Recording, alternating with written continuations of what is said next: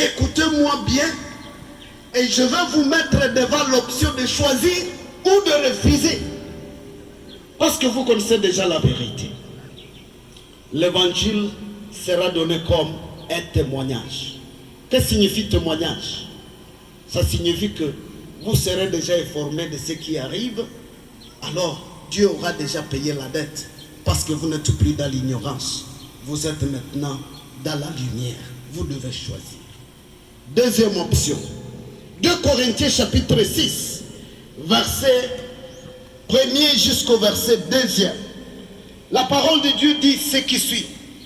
Puisque nous travaillons avec Dieu, nous vous exhortons à ne pas recevoir la grâce de Dieu avec. Car il dit, au temps favorable, je t'ai exaucé. Au jour du salut, je t'ai secouru. Voici maintenant l'état favorable. Voici maintenant le jour du salut. N'attendez pas le salut qui va venir pendant la période des 1000 ans. Votre salut c'est quand? C'est aujourd'hui. Et ceci nous montre que le temps de grâce prendra fin bientôt. Le temps de grâce est en train d'être téléchargé. Nous sommes dans la grâce aujourd'hui. On peut venir vers le trône de Dieu pour demander, pour solliciter le pardon de ses péchés. Mais attention, le temps va venir où Jésus va dire, ça n'est fait, ça ne fait. Que le juste reste juste et que le méchant demeure dans sa méchanceté, que le pécheur continue à pécher parce que le temps de grâce aura déjà pris fin. J'ai toujours considéré le temps de grâce comme le réseau. Comme le réseau. Lorsque vous êtes là où il y a le réseau, vous pouvez communiquer facilement. Lorsque vous êtes en dehors du réseau, même si vous avez votre téléphone à main, même si ce téléphone est gros, vous ne pouvez même pas communiquer. Même s'il y a l'antenne, vous ne pouvez pas communiquer. Il y a le moment où Dieu va dire, nous limitons la connexion pour ceux-là qui n'ont pas voulu donner leur temps à venir se confesser. Et ça sera déjà la fin de temps de grâce. Que personne ne vous trompe par ça qu'il y aura un temps où ceux-là qui ont refusé le salut seront forcés d'accepter le salut.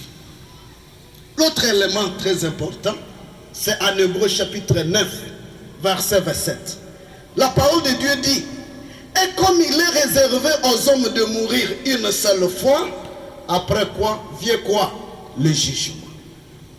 Dès que vous mourrez, c'est fini pour vous. Que les gens ne vous trompent pas par ça que, non, lorsque vous mourrez, les gens qui sont sur la terre prieront pour vous, alors ils peuvent vous aider, vous quitter la géhenne pour aller au ciel, après avoir donné les offrandes, et après avoir fait de prières, et après avoir fait le 40e jour, on vous enlève dans la géhenne pour vous amener au ciel. La parole de Dieu est claire à ce propos. Elle dit, il est réservé de mourir une seule fois, et après la mort, le dossier est sur la table. Le jugement commence.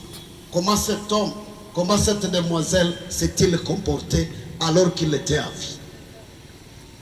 Alors, si quelqu'un vous enseigne que non, Dieu va encore donner une occasion de repentance. Il va amener encore des évangélistes qui vont attraper les gens dans les rues comme le bouclage des motards.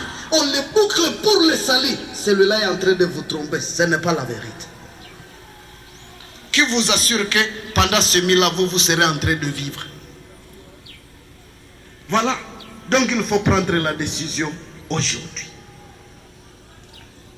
Je venais de paraphraser le texte d'Apocalypse, chapitre 22, le verset 11 à 12, où Dieu va proclamer ouvertement que non, le temps de grâce est limité, il vient de prendre fin.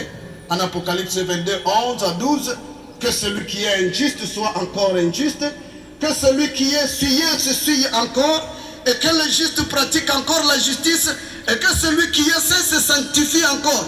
Et il a dit, voici je viens bientôt, et ma rétribution est avec moi pour rendre à chacun selon quoi? Selon ses œuvres. Revenons maintenant sur notre thème de millénium. Le millénium, les 1000 ans. 1000 ans d'Apocalypse.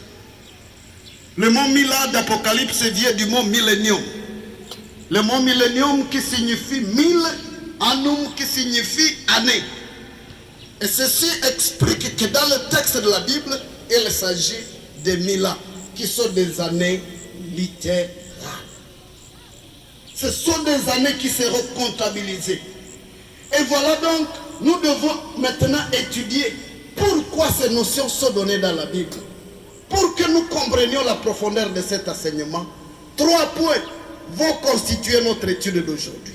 Combien de points? 3 points. Quand je vais terminer ces 3 points, j'aurai déjà fini l'enseignement d'aujourd'hui. Le premier